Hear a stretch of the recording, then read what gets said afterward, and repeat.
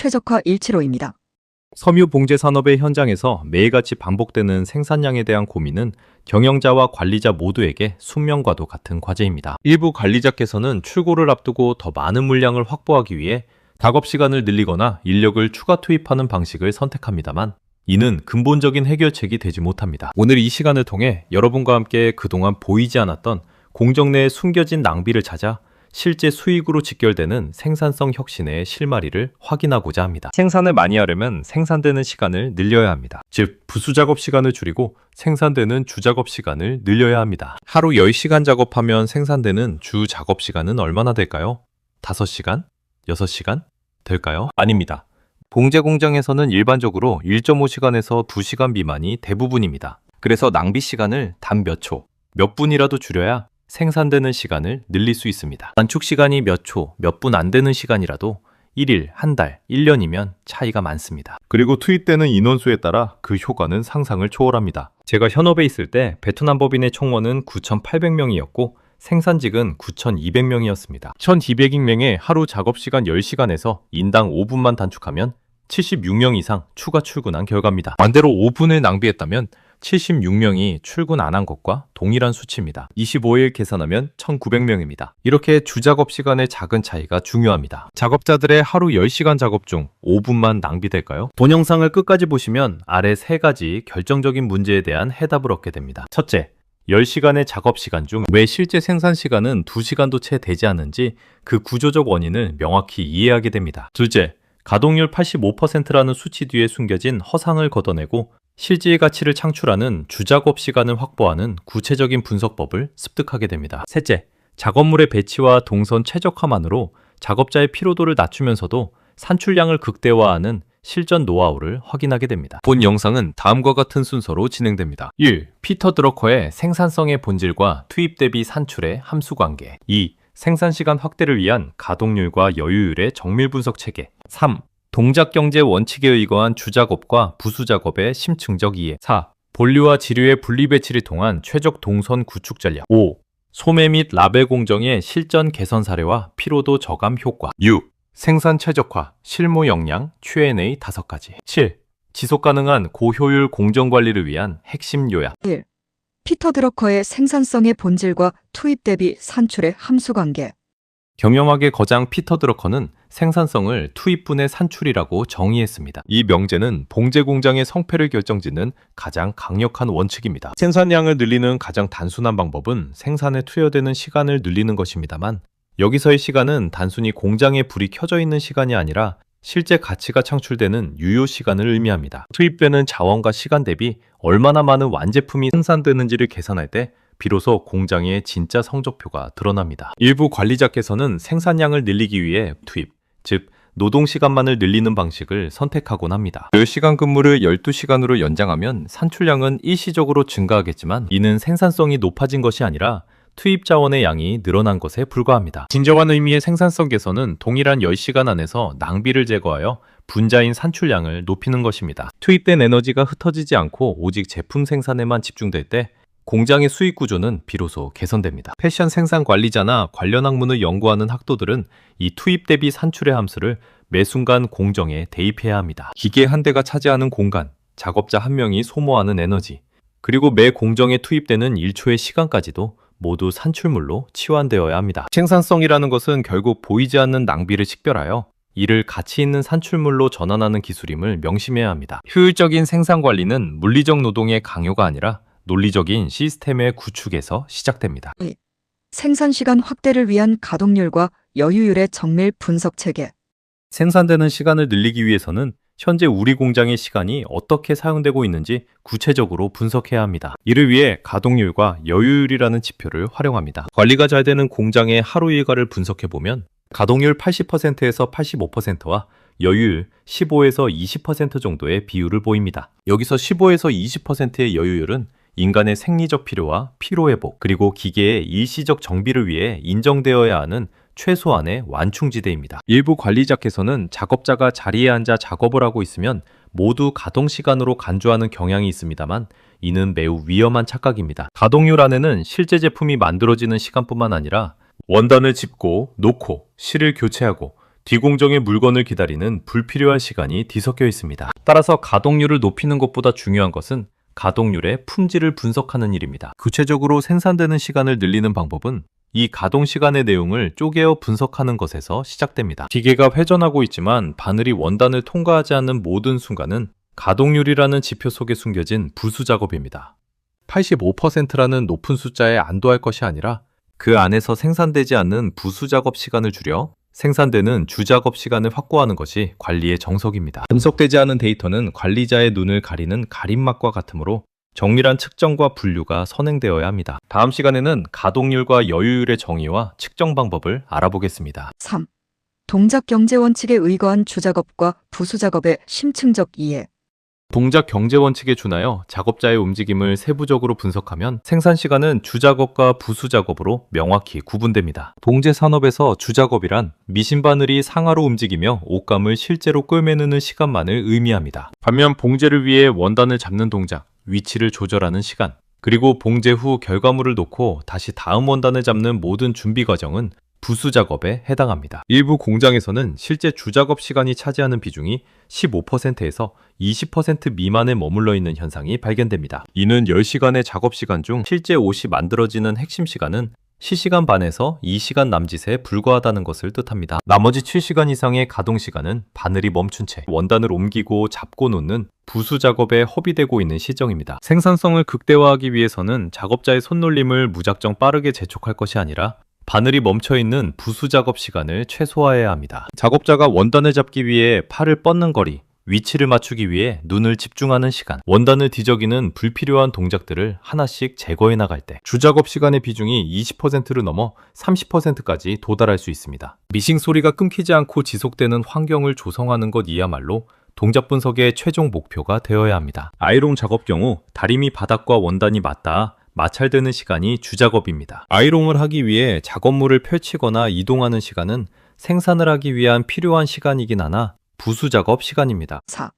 본류와 지류의 분리 배치를 통한 최적 동선 구축 전략.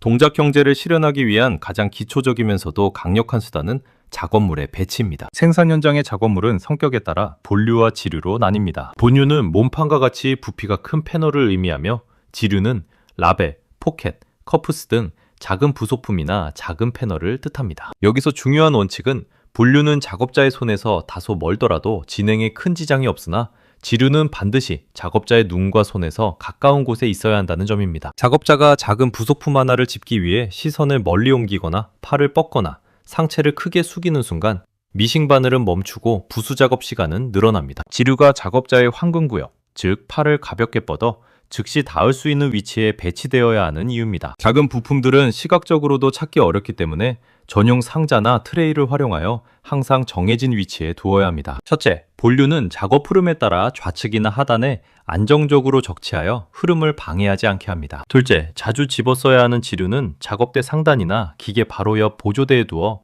잡는 동작의 거리를 최소화합니다. 셋째, 부품의 높이를 작업자의 손 위치와 수평으로 맞추어 불필요한 관절의 움직임을 줄입니다. 넷째, 작업물이 섞이지 않도록 부액화된 용기를 사용합니다. 다섯째, 빈 용기는 즉각 교체될 수 있도록 보급 체계를 갖춥니다. 배치의 과학이 곧 동작의 경제성으로 이어지며 이는 주작업 시간의 비약적 확보로 귀결됩니다. 5.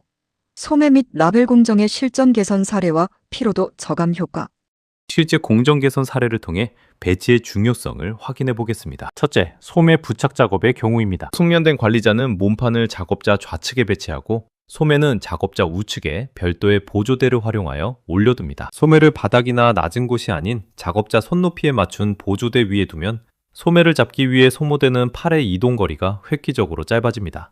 잡고 놓고 다시 잡는 동작의 리듬이 끊기지 않으므로 부수 작업 시간이 단축됩니다. 둘째, 라벨 부착 공정입니다. 몸판은 좌측에 배치하고 라벨은 미싱기계 바로 옆에 고정된 작은 상자를 이용해 비치합니다. 라벨을 봉투에서 꺼내거나 뒤적이는 동작 없이 손가락만 움직여 즉시 이동 부착할 수 있는 환경을 조성해야 합니다. 이러한 배치는 단순히 생산 속도만을 높이는 것이 아니라 불필요한 큰 동작이 반복되지 않기 때문에 작업자가 하루 동안 소모하는 에너지가 절약됩니다. 글로벌 우수 사례를 보면 작업대 위에 작은 거울을 설치하여 보이지 않는 부속의 위치를 즉각 파악하게 하거나 경사형 공급대를 사용하여 원단이 중력에 의해 작업자 쪽으로 흐르게 하는 방식도 도입되고 있습니다. 유명한 청바지 작업 공장에서는 작업물 위치를 일정하게 유지하기 위해 특수 제작한 작업 흐름대를 사용하기도 합니다. 작업물의 수량이 많고 적음에 상관없이 일정한 높이를 유지되도록 하여 작업자의 행동이 일정하게 유지하는 흐름대입니다.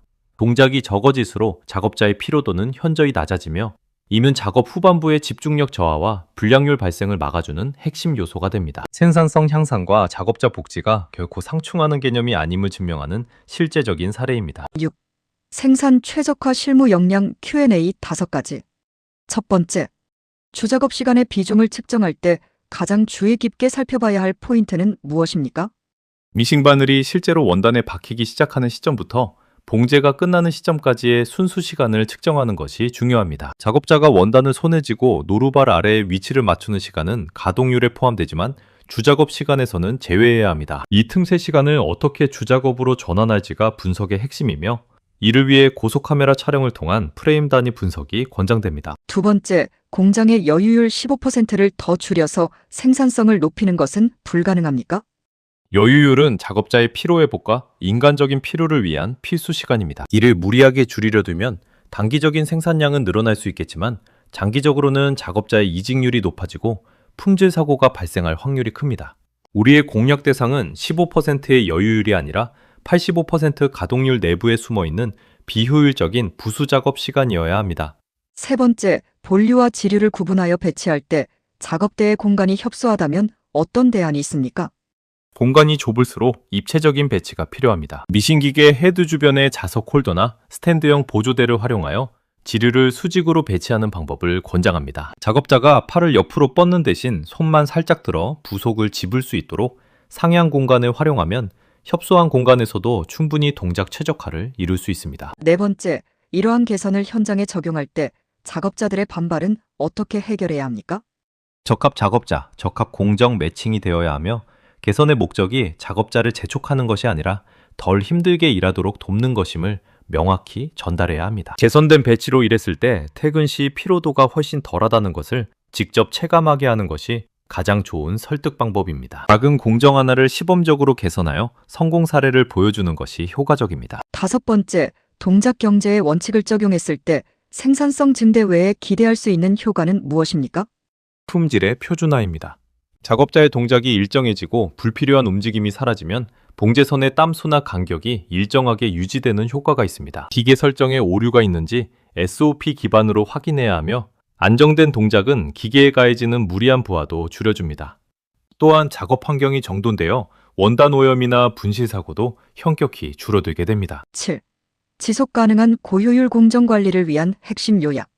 오늘 우리는 섬유봉제 현장의 생산성을 혁신하기 위한 핵심 원리들을 살펴보았습니다. 생산성은 단순히 노동 시간을 늘리는 양적 성장이 아니라 피터 드러커가 정의한 투입 대비 산출의 비율을 높이는 질적 개선이 되어야 합니다. 10시간 중 1.5 또는 2시간에 불과한 주작업 시간을 추가 확보하기 위해 우리는 가동률 속에 숨겨진 부수작업의 실체를 파악해야 합니다. 85%라는 높은 가동률 수치에 안주하지 말고 실제 미신 바늘이 움직이는 주작업 시간이 15%, 20% 수준에 머물러 있지는 않은지 냉정하게 돌아보아야 합니다. 생산량의 획기적인 도약은 작업물 배치라는 작은 변화에서 시작됩니다. 본류는 흐름에 따라 배치하되 작은 지류들은 반드시 작업자의 손끝과 시선이 즉각 닿는 곳에 위치시켜 부수적인 이동과 불필요한 동작을 제거해야 합니다. 소매 보조대를 설치하고 라벨 전용 상자를 배치하는 등의 세밀한 동선 설계가 부수 작업 시간을 단축하고 이문 곧 주작업 시간의 확대로 이어집니다.